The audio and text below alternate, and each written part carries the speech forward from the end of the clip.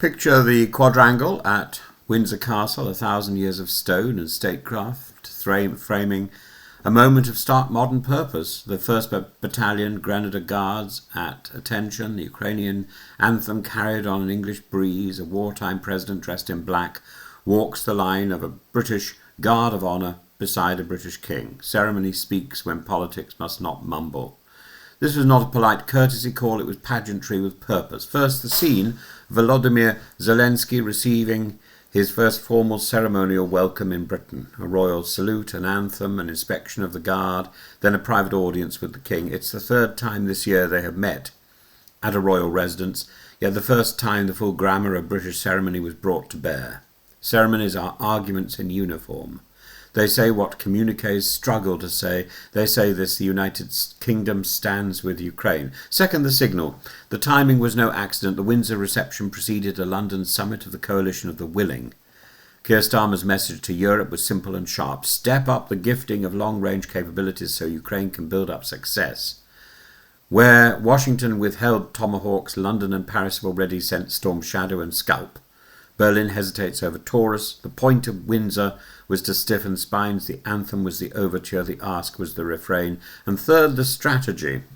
2 levers are in play. One is military, long-range strikes by Ukraine reach, surprise and deterrence. It pushes Russian logistics deeper into vulnerability and turns disgrace into danger.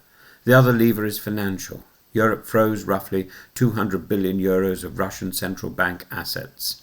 The purpose now on the table is a repatriations loan backed by those assets to sustain Ukraine's defence for 2 years. Belgium wants legal safeguards. Others want speed. The law must be followed, but the calendar of war will not slow to accommodate our paperwork. Fourth, the stakes. The war enters a 4th winter. Russia batters Ukraine's energy grid with drones and missiles. Each strike is an attempt to turn cold into a weapon. Each successful interception is a life, a hospital, a power substation preserved. That is why the UK is accelerating air defence missile production, with more than 5,000 rounds in scope and around 140 lightweight multi-role missiles due this winter. This is not charity, it is prudent self-defence by alliance. Fifth, the monarchy. Some say a constitutional monarch is symbolic. Indeed, that's the point. In moments of fatigue or doubt, symbols do work that speeches cannot. The king has been consistent since 2022, naming the aggression for what it is and suffering for what it means. At Windsor, soft power wore hard edges. By offering ceremony to a besieged president, the crown lent the full weight of Britain's story to Ukraine's present tense.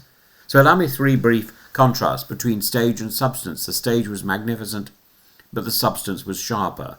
The Guard of Honour was not the argument, it was the amplifier. Between unity and anonymity, the West is united on ends. Ukraine must endure and Russia must fail in conquest, but not unanimous on means. Long-range missiles, asset-backed loans, escalation risks. Windsor pressed unity to become action, and between law and lethargy.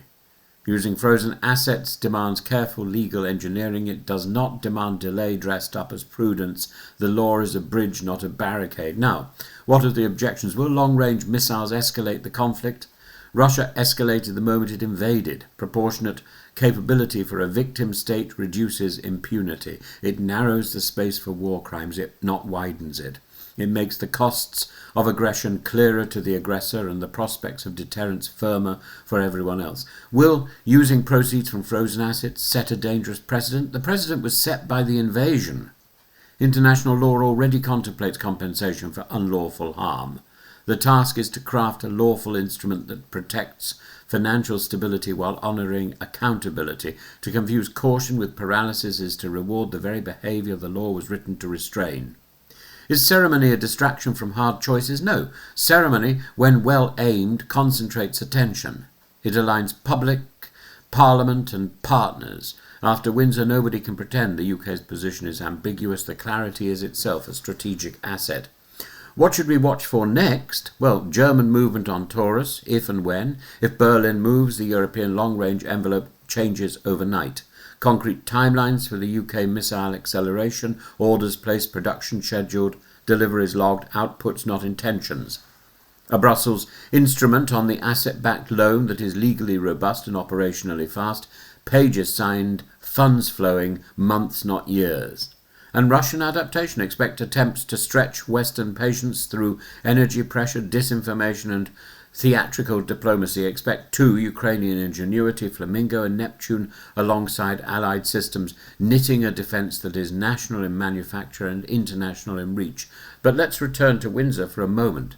Why Windsor? Because a castle that has withstood centuries reminds us that endurance is not a slogan, it is practice.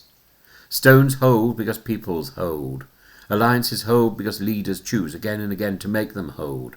So here's a simple syllogism. If aggression pays, aggression spreads. If aggression is punished and repelled, aggression recedes. Therefore, helping Ukraine repel and punish aggression is not charity abroad, but security at home. And a simple tricolon. Honour the courage, fund the defence, finish the job.